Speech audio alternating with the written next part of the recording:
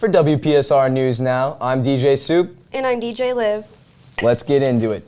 The Rock and Roll Hall of Fame is getting ready for this year's induction ceremony. Costumes from concerts by Ozzy Osbourne, along with Cher, instruments used by Dave Matthews Band, Kool and the Gang, Foreigner, and more are all on display for the 2024 Rock and Roll Hall of Fame inductee exhibit at the Hall of Fame Museum in Cleveland, Ohio. The ceremony at Rocket Mortgage Fieldhouse is also celebrating A Tribe Called Quest, Peter Frampton, Mary J. Blige, and others. A man is behind bars after he was found living in the crawl space of an elderly women's home in East Los Angeles. The resident and her family called police to report loud noises coming from beneath the house, which they had previously assumed came from animals. The officers used tear gas to flush the man out after negotiating with him failed. The suspect, identified as Isaac Benacourt, was apparently naked when he was arrested for trespassing this past Friday. The election of Donald Trump means that California Democrats will not have an ally in the White House.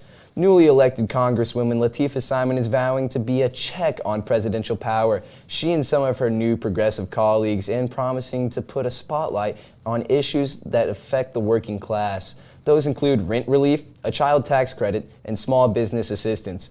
But they will have an uphill battle. A pair of wins on Monday mean that Republicans will likely have a majority in the House and the Senate. Spirit Airlines, American Airlines, and JetBlue are suspending flights to Haiti after two planes were hit by a gunfire on Monday.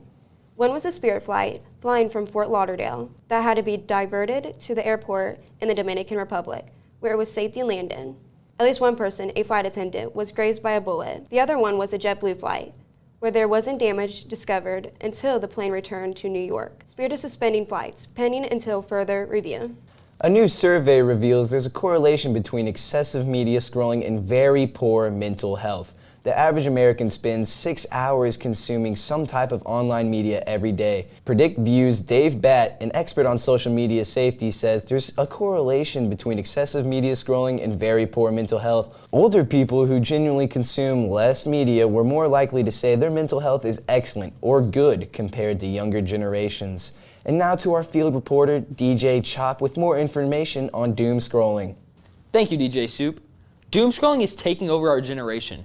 Doom scrolling is the act of spending an excessive amount of time reading large quantities of news, particularly negative news, on the web and social media. We interviewed a couple people to hear their thoughts on doom scrolling. Here's that now.